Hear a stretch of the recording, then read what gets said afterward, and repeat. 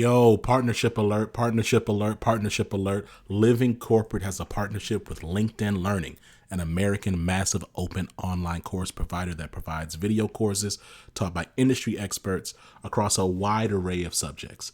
Now, the partnership is because Living Corporate has courses on LinkedIn Learning focused on diversity, equity, inclusion for leaders, career professionals, and anyone really looking to upskill themselves and be better allies. So make sure you check out our courses on LinkedIn Learning by clicking the link in the show notes. And let's just say you don't want to do that. When you go to LinkedIn Learning on LinkedIn, search Living Corporate. We'll be right there. All right. Peace.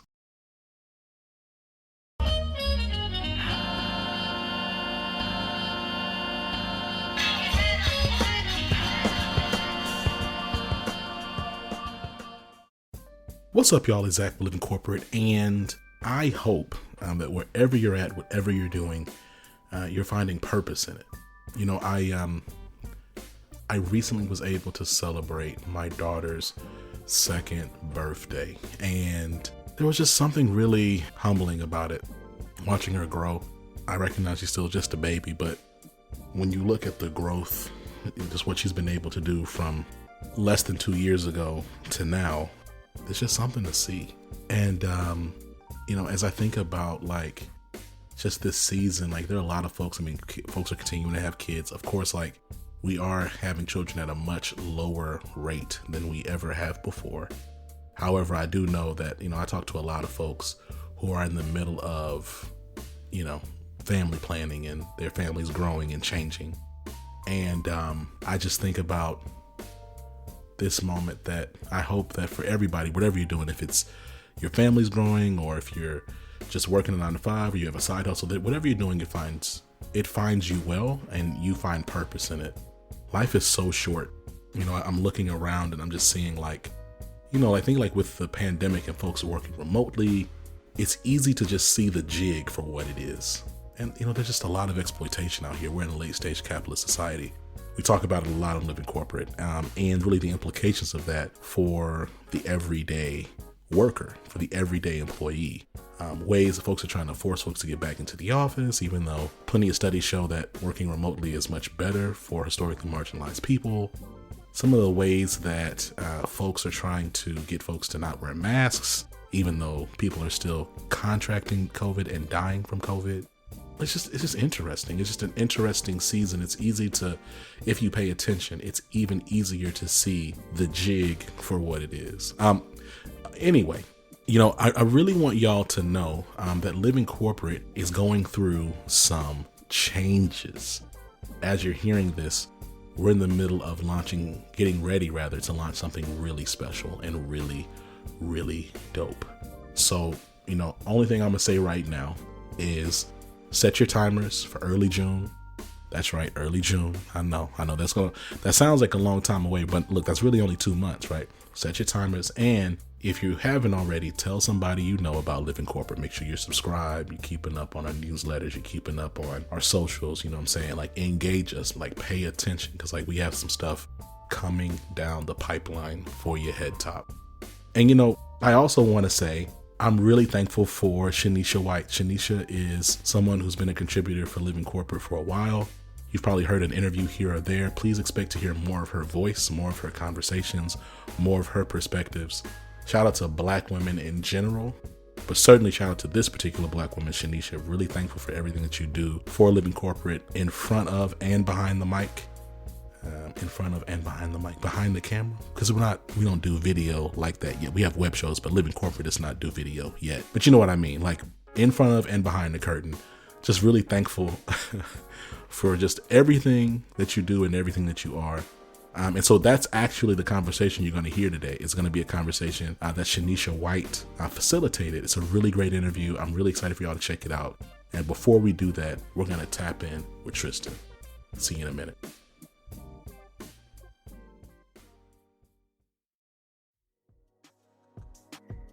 What's going on, Living Corporate? It's Tristan, and I want to thank you for tapping back in with me as I provide some tips and advice for professionals. This week, let's talk about performance improvement plans.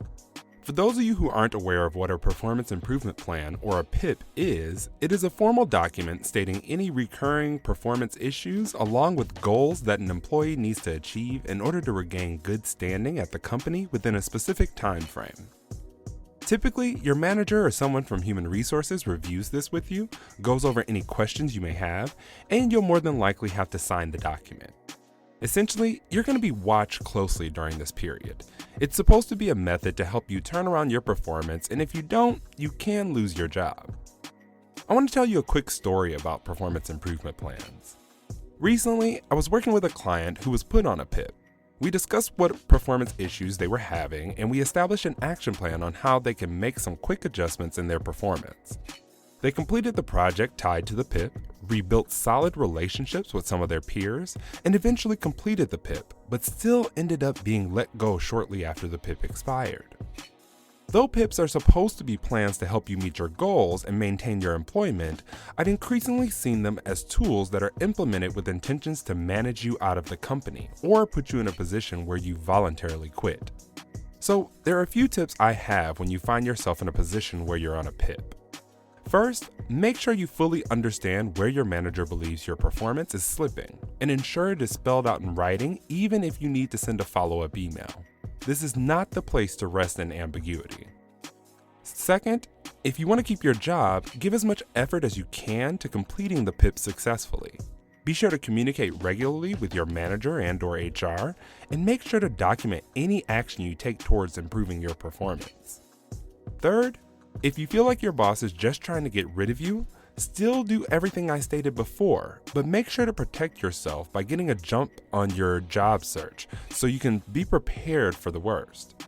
Get clear on what you may want to do next, update your resume and LinkedIn, and begin reaching out to your network. The reality is, I've seen far too many people go into a PIP thinking they were going to turn everything around only to be burned by their employer on the back end. So make sure you're looking out for yourself so you aren't caught off guard. This tip was brought to you by Tristan of Layfield Resume Consulting. Check us out on Instagram, Twitter, and Facebook at Layfield Resume, or connect with me, Tristan Layfield, on LinkedIn.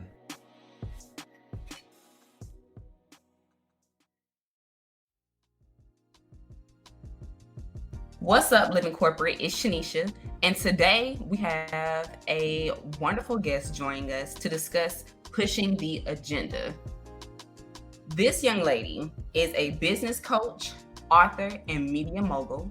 She's committed to being a voice for women. Now, I love that.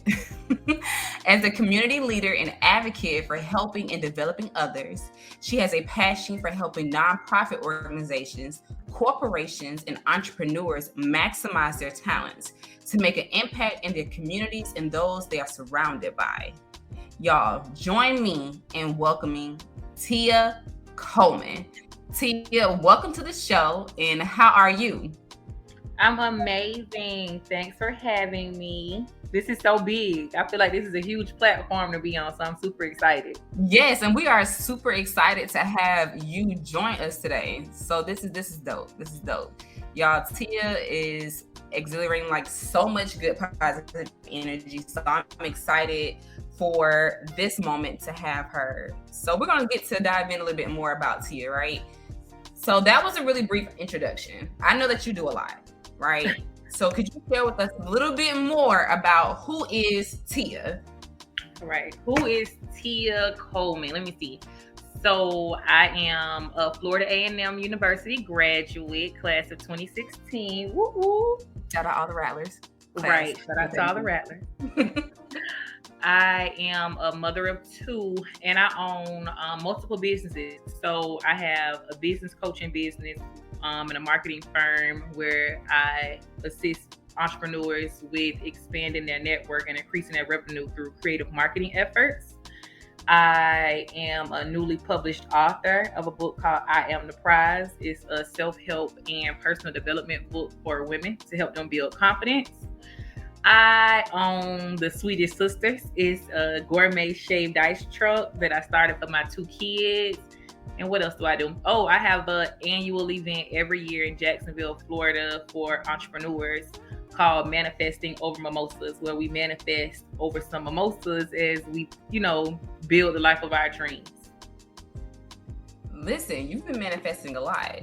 These are a lot of moving parts. These are a lot of moving parts, and this is a great thing, right? So you're definitely, I can tell, are pushing the agenda with multiple moving parts and creating awesome spaces for entrepreneurs, Black and brown entrepreneurs, to be able to do great things henceforth. So tell me a little bit more about your last role before entrepreneurship. Like, what did you do before entrepreneurship? Before entrepreneurship, like right before entrepreneurship, I was working a job, a toxic job. I'm gonna be transparent on this episode. At the post office. Worst job of my life, but in every like bad experience, I find some good in it. So it taught me a lot about myself as a woman, as a human being, and as an entrepreneur. So I'm grateful for the experience. Nevertheless, listen, jobs can be like toxic relationships. I don't think people really understand that. At times, it could be toxic, y'all, and you do get to learn a little bit more about yourself at the time. But hey, listen, like she said, it creates a better version of yourself, right? So I know you just spoke about several of the businesses that you currently are working or have going on right now, but what other current projects are you working on? My biggest project is Manifesting Over Mimosas. Is one of the biggest networking events in North Florida. We had about 400 attendees last year, so this year we're projecting between 600 to 1,000. And I just want to create like a safe space for entrepreneurs to celebrate themselves and to be able to network and connect with new partners or collaborate with other entrepreneurs in our city, because that's something that we're missing. Listen, so when could they expect to register Eventbrite? Like when does the event usually typically take place for people to? So it's always in December. Every year it's been in December. This year it will be December 18th, 2022. Tickets going on sale on Ticketmaster August 1st. Awesome. So y'all have plenty of time to stack up, save up, so you can be able to attend this event, Manifesting Over Mimosas, and collaborate with other like minds. It's an awesome time to do that. Right. Now, you spoke about being an author. I can go back to, for some people may be too young to remember this, but Girlfriends, an authoress. An authoress. Right. Right.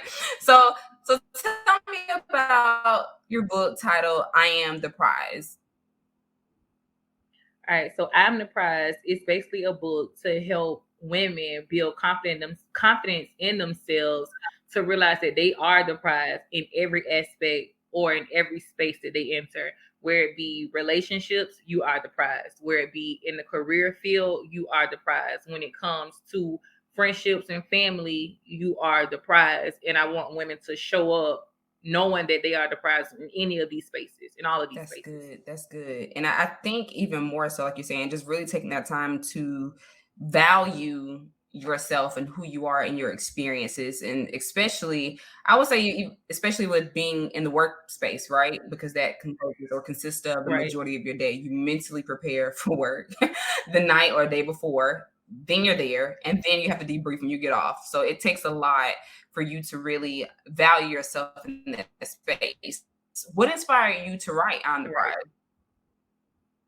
I feel like experience is the best teacher.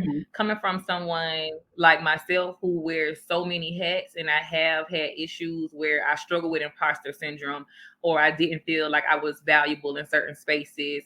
I had to realize myself that I am valuable. I wouldn't have been invited into these rooms. I wouldn't have had some of these opportunities had I not had something valuable to offer. So I feel like that equipped me to be able to write a book like this, because I share how I overcame these different circumstances. Who inspired you to write this? Who inspired me to write this book?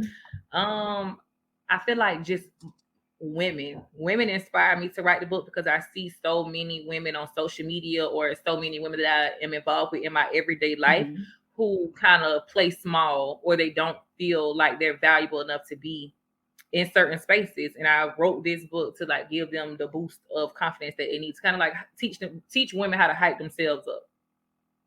Yes, you definitely have to hype yourself up in this time of the season. This is definitely our time to push for and push the agenda in these rooms and spaces. So how did you how did you become an author? Like what was the process to write I Am the Prize? Because there's a lot of people who may, really want to get into the space of writing and becoming an author, but they don't exactly know where to start.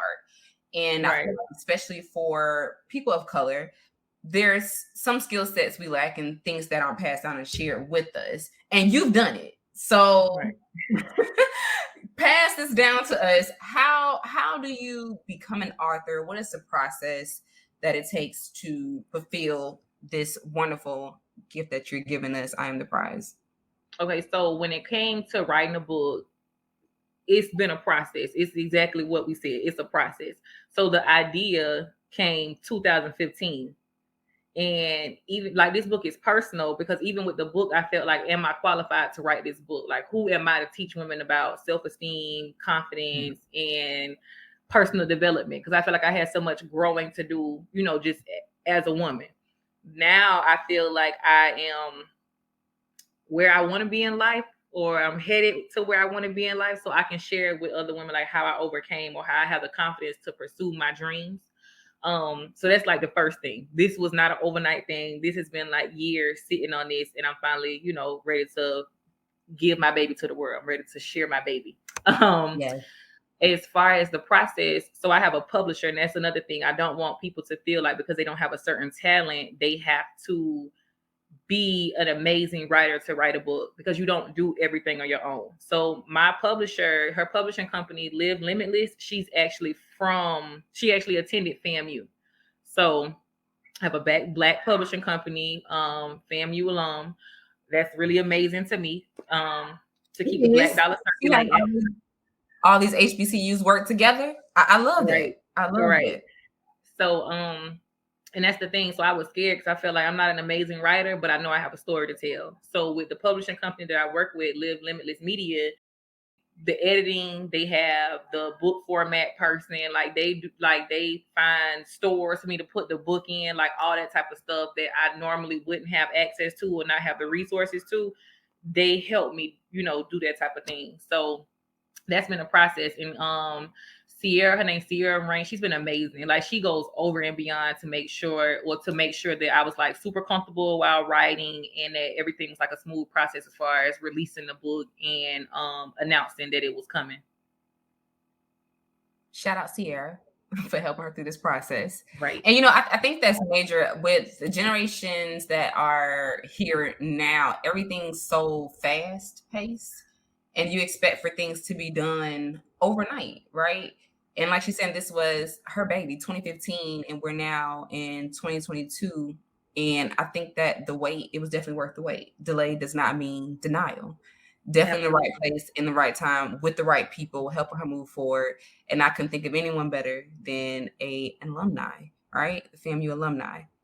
So let's get into how have you pushed the agenda as a Black woman? You have several businesses, several large events. You are a traveling businesswoman, always on the go, mother of two. Okay. How have you pushed the agenda as a Black woman? So I feel like my role as a Black woman in my community, I feel like I encourage other women to believe in themselves. I feel like there's no limits to what we can do. You don't have to be a certain color. You don't have to be a certain age. You don't have to be in a certain tax bracket to chase your dreams. And I think when other women see me, they don't know like the behind the scenes, the stress, the anxiety, the going broke to make my dreams come true. But I'm willing to bet on myself because I know like it's not going to always, be these circumstances. And I just believe in myself. And like I was talking to a friend of mine earlier, it wasn't until literally today at 1:11 on February 15th that I realized like my success is on the other side of my fear. Wow. And I'm literally the only one that's in the way of it. Listen, you have everything that you need within you already, right? It's just until we tap into that, then we know.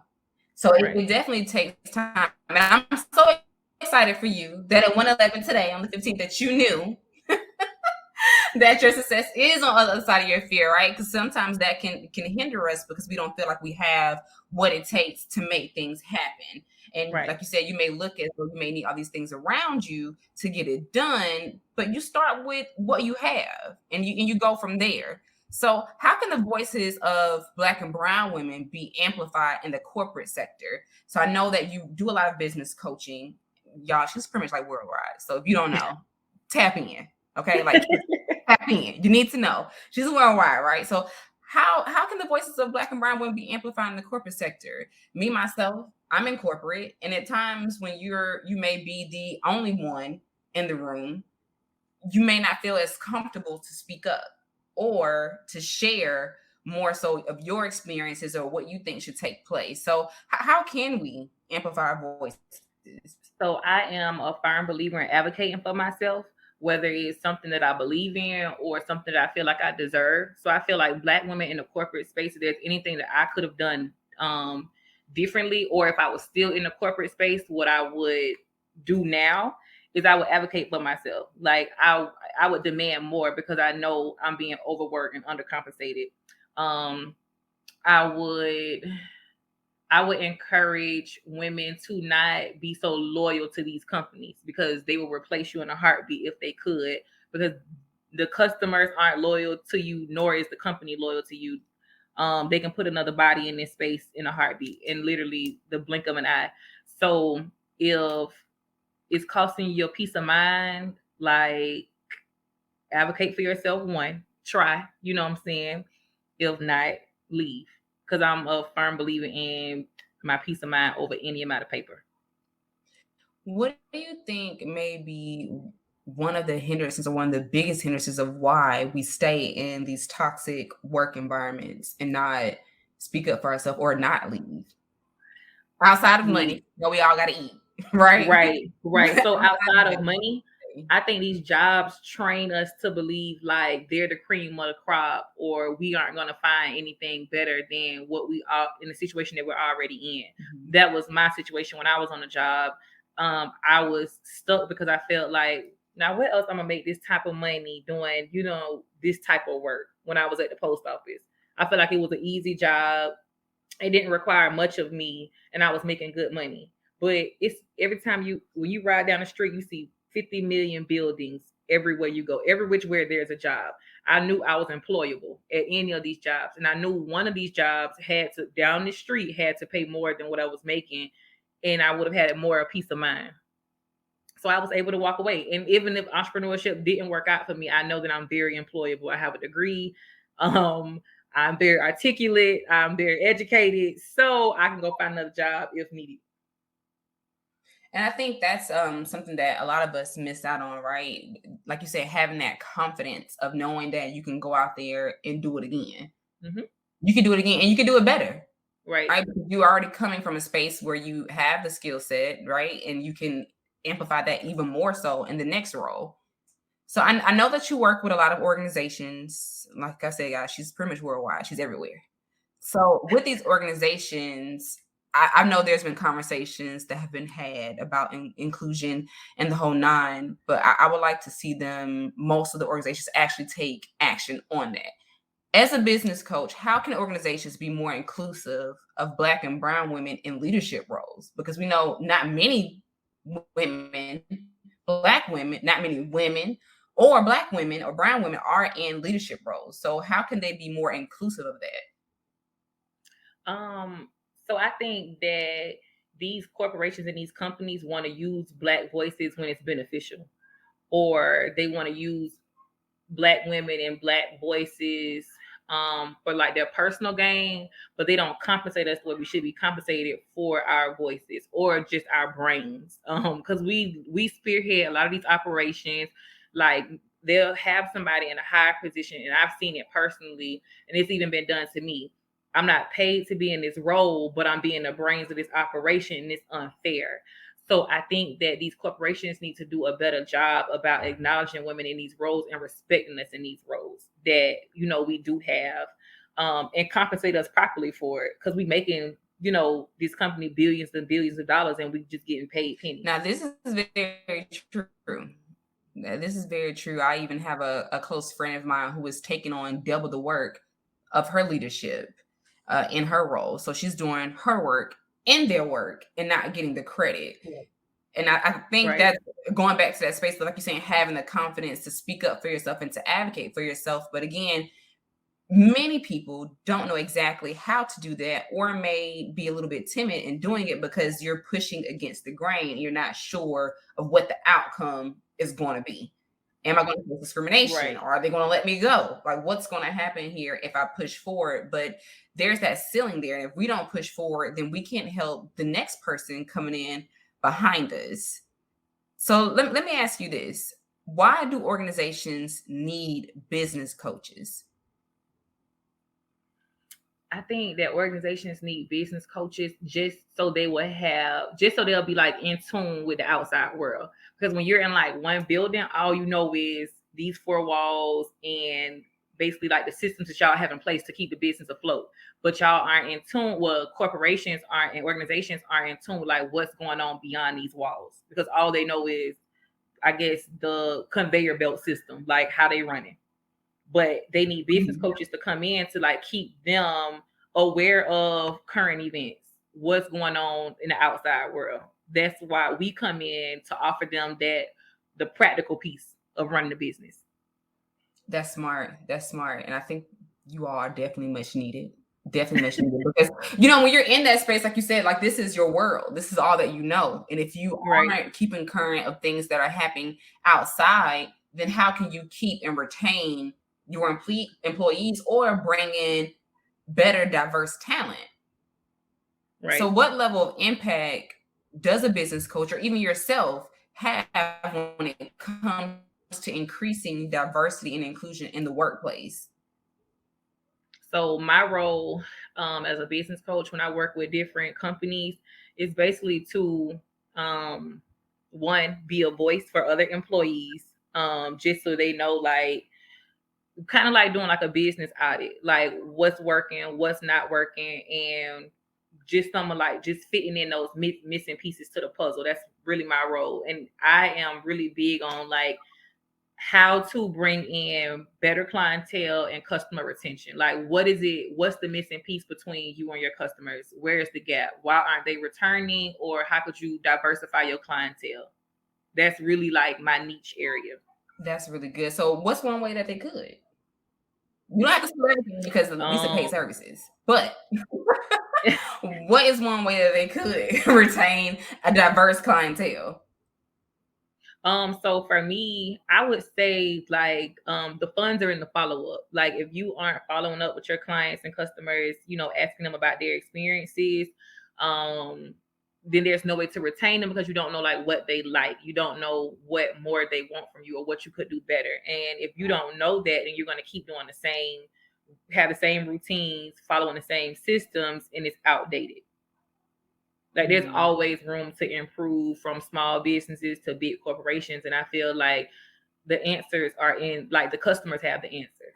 Now, I don't believe in customers always right, but I definitely believe that customers have all the answers because they're like, you're solving a problem for your customers. So let them tell you the problem. And I think that's smart too, because if you look at it, you can't help me if you don't know what my problem is. You can talk to me all day until you're blue in the face, but you don't know what the problem is. So help me. And what you mean we're not always right, Tia? We right. No. I'm joking. I'm just saying, when I was in the corporate world, I was one of them people like, no, customers are not always right. However, let me help you. Let me help you. So, okay, you host a lot of workshops, definitely for beginners in business. What motivated you to go into entrepreneurship, to host these workshops, to help others get their business up and going and flowing at the most optimal rate? Right. So, as a business coach, anything I'm involved in, I'm like super passionate about it. And I realized like in Jacksonville, my demographic, we don't really have the means, the funds to be able to invest in ourselves. So every month I host affordable workshops for beginner entrepreneurs to learn about how to receive business funding, learn about business grants, learn about building business credit, learn about stepping into the role as a CEO with confidence. I host these workshops monthly to give entrepreneurs an opportunity to be able to work with me at an affordable rate and get the tools that they need to succeed if they do ever want to start their own business or they are making plans to leave their 9 to 5. I want to make sure that I'm a voice that's behind them that can help, them succeed. Because entrepreneurship is not easy. I know it can be, and I don't think many of us are aware of what takes place behind the scenes. Like you see the glitz and the glam, like coming in, y'all looking at her Instagram is bomb. All right, you don't know Right. Tia's story behind how she does what she does, and to make it look so presentable to us, right? Like it all looks good. Like it all looks good. It takes bomb photos, great graphics. It's like really, really hot content, but we don't know what the process is behind it. So, what would be one of the biggest struggles you face as a Black entrepreneur now? I think my biggest struggle now is probably wanting to relinquish some of the roles that I wear in my business and delegate certain tasks to certain people. And it's like, your business is your baby. It's like, oh, you got, this is something that I birthed. These ideas are something that I birthed and gave to the world. But now it's time for me to grow and I have to give it to the world. And I don't want to give it to the world, but I can't, blow up and get to where I want to be trying to do it all on my own. So I think that's one of my biggest struggles, just trying to, trust people with my baby, let people hold my baby. And, because nobody has the same vision as you. Nobody's going to work as hard as you work for your business. So I just want to make sure that I have like a strong spirit of discernment when it comes to who I'm working with, who I'm attaching my name to, who I'm, saying here, run my business, and trusting them to really see the goal through. That's probably one of my biggest struggles right now. But I think like before, if I had to say like what's a relatable struggle that other people listening probably could relate to, I would say my biggest struggle was I was trying to take on too much at one time. Like a lot of us struggle with having so many amazing ideas and we're trying to knock everything down at one time. And I don't think that's the way to do it. I think we should scale back, focus on one thing, master that, and then move on to the next because it's just overwhelming. And it's actually quite depressing when you're not hitting goals when you think you should, but it's because you're piling on too much at one time. And you really can't focus on that one thing. Right. And, I would say definitely to extend yourself some grace. And even for you, now she didn't ask my advice, but I'm soliciting. I would just say, with extending yourself some grace, you have to preserve yourself, right? So you can be able to get to the next level. So being able to delegate those tasks and to gently hand your baby over, you're allowing yourself that opportunity to be able to focus on other adventures to lead into you becoming even bigger than she is now, which is big. So I'm excited to see what the rest of 2022 has for Tia. And would you be able to share that with us? What does the rest of 2022 have in store for you? So 2022, what you can expect from me, a whole lot of traveling as an author, promoting my book, going on book tours, doing college book tours, mainly HBCUs, but we will be expanding to PWIs. You can expect a lot of media coverage and talk in the town about Manifest No Mimosas because that's going to be a huge event. And as far as me with business coaching and sharing my gifts with people, helping women step into the role as a CEO with confidence, you can expect me to be on a lot of flyers, a lot of stages, extending my gift to the world. All right, you better listen before we dip out.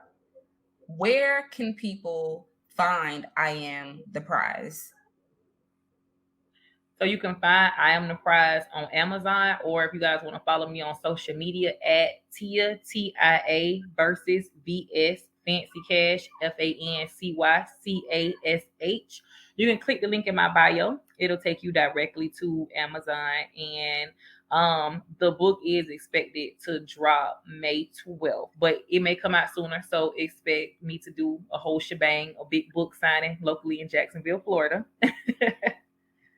All right. Y'all heard the date. Say the date one more time, just in case they weren't clear.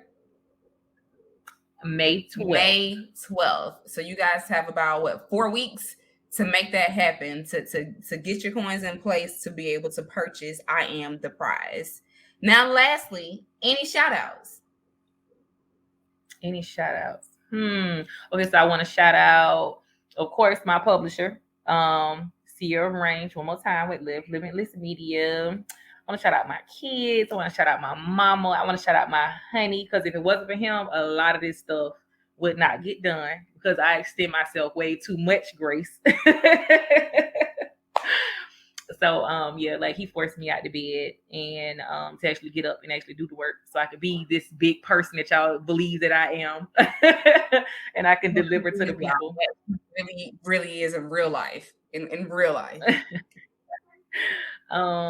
Who else? And just my team. Like, so I do have a team within my company that does oversee my business, and they do believe in my vision just as much as I am, and they do work overtime to make sure all the moving pieces are in place and perfect. So I definitely want to shout out to my team, my publicist, my assistant, my marketing team, who I'm missing, my social media manager. Yeah, like they are amazing. I have a strong team of Black women. A couple of them are moms. Oh, my accountant, my bookkeeper. Dang, I do have a team, huh? Yes, you do. See, y'all. I got a really big team. What Drake said? Confidence, but you need to know. That's what you have. Listen, y'all, she has a team. Shout out to the team, okay, for helping her out and holding her down. We really appreciate you today coming in and joining us and giving us a little bit more insight about who you are, manifesting over Mimosas. I Am the Prize, telling us about our confidence and really just pushing the agenda. And that's our show. Thank you for joining us on Living Corporate Podcast. Be sure to follow Tia Coleman. Make sure to follow us on Instagram at Living Corp, our Twitter page at LivingCorp_pod, and subscribe to our newsletter through the Living Corporate website. If you have any questions or you'd like us to answer or read on the show, make sure you email us at our livingcorporatepodcast@gmail.com. This has been Sheneisha, and you've been listening to Tia Coleman. Peace.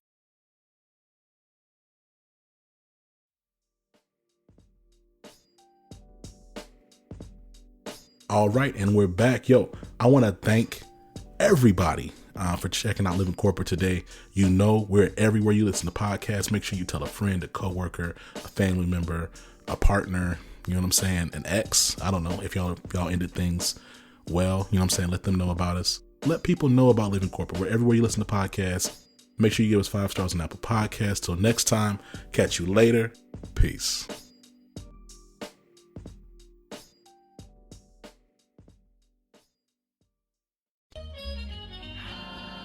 Living Corporate is a podcast by Living Corporate LLC.